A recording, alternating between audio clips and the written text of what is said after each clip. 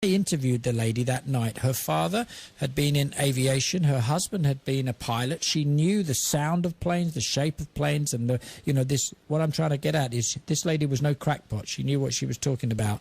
And she told us that she sat and watched from her balcony a cigar-shaped UFO that went in directions that she'd never seen any other spacecraft do before, up, down, diagonally, etc., which is really strange, you saying exactly the same thing here. Yeah. And you're talking about a long time ago, aren't you now? What are you talking, 10 years ago? When I was a sixth former, so it would have been about 2002, 2003. There you go, 10 years or so, yeah. Wow. It's fascinating, isn't it? The only thing I struggle with is I don't understand how these people who watched this for so long, because this lady said she watched this for about half an hour, why she didn't get her phone out and take a picture. I don't understand why no one takes a picture when they see this. I mean, you probably didn't have cameras on your phones 10 years ago, I don't know, but she sat out there on her balcony for half an hour. You'd have thought she'd have taken a picture, wouldn't you? Oh, yeah, but if you're seeing something that's, I remember when I saw this thing, once I'd come to the conclusion that it wasn't something conventional, it wasn't an airplane or something like that, I remember feeling fear. Oh, really? Because I did not know where I was looking at. Yes. I didn't know, are they looking back? Yes. What is it? What's it doing there? How far away did it appear to be? Is it just something in the dim and distance there? Or is it, I don't know, I'm trying to get some idea of perspective on distance from you. Well, I have to say, I'm not a pilot or anything like that, but I'd say the same sort of distance if you were looking up and you did see an airplane, that sort of distance. Like when you can work out, you can see the wings of the airplane and things like that, that sort of distance away. Okay, so far enough to see, it's close enough to see that it was a specific kind of craft, but not close enough to see, for example, any markings or anything like that. Yeah, the only things I could see in it were sort of like lights on the side. Uh-huh. They appeared to be moving. And then it disappeared in a heartbeat, in a flash? Like a silver flash, yeah. Best way to describe it. And what kind of time of day was this have been, Richard? It would have been, the late afternoon, I'd say. I'd say about before the shops shut. Yes, yes. I just left town. Yes, okay. They weren't out doing their shopping, though, I'm guessing. It's fascinating stuff, though, isn't it? It really is. You've had this interest as far as UFOs are concerned for a long time. It's one of the first things that got you interested. So do you have a personal theory yourself on UFOs or aliens in general? Well, when I first became interested, I assumed that they were probably creatures from another world or something like that were visiting the Earth. But the more I study the subject, I think that they may well be from another planet originally, but I think this is their home now. They're not going back to wherever. It's sort of like when Europeans went to Australia, they colonized the planet and stayed there. They didn't keep going back and forth from the UK. So you think that there's a very good chance they're actually among us already and just adapted and live amongst us, as I say?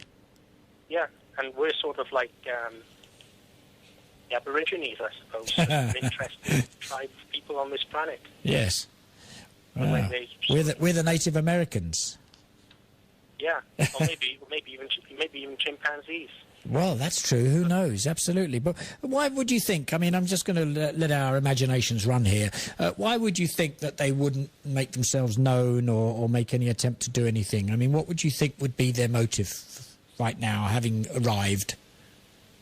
The motive for what, sorry? Well, the motive for anything. What do you think their motive is to just come here and to live amongst us? Obviously adapted to our ways. Let's say that they are here. They've adapted to our ways. They've assumed our visuals. They look like us. They're among us. What would be their purpose?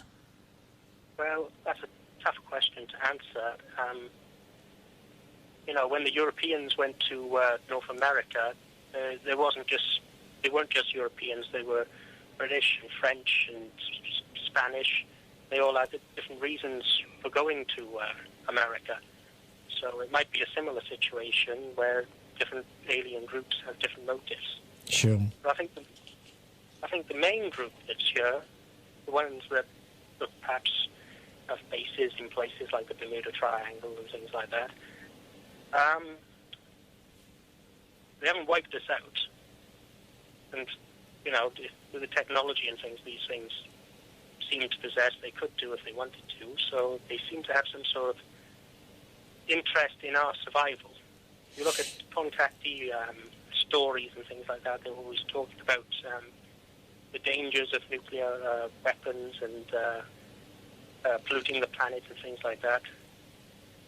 So they seem to have some interest in our survival. So maybe they're using us for something. Maybe there's something we possess that they need. Maybe just analysing us then. Well, not analysing us, but maybe we're sort of like livestock, you know, sort of, yes. We keep cows for milk. Maybe there's something they're getting from us. Okay. I could, you know, is it genetic material or is it something more paranormal? Like, are they, are they flying around trying to scare people and somehow feeding off that sort of, that fear? Or what about just amassing knowledge like a giant computer?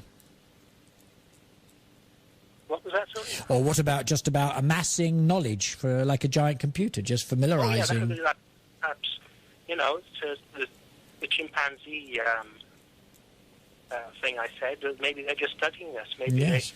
Maybe by studying us, they study themselves, what they might have been like, you know, millions of years ago. The way we study chimpanzees to see what our remote ancestors sure. would have behaved like.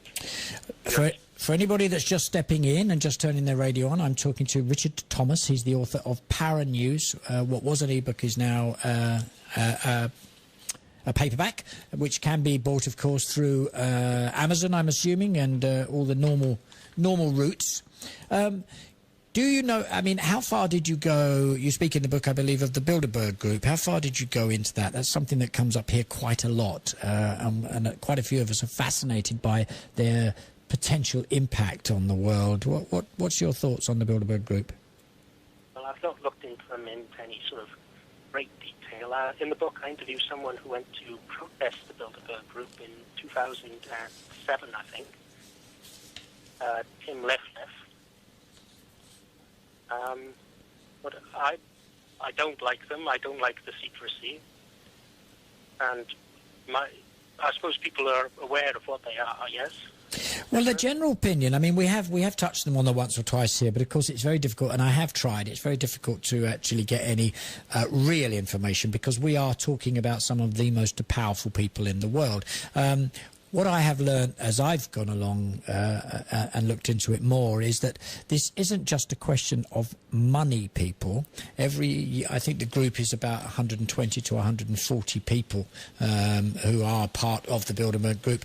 But every year they meet for one weekend and they invite certain people who they think might be of use, or if they want to ask questions about certain things. I know there was somebody very important in the Syrian government that they had there last year.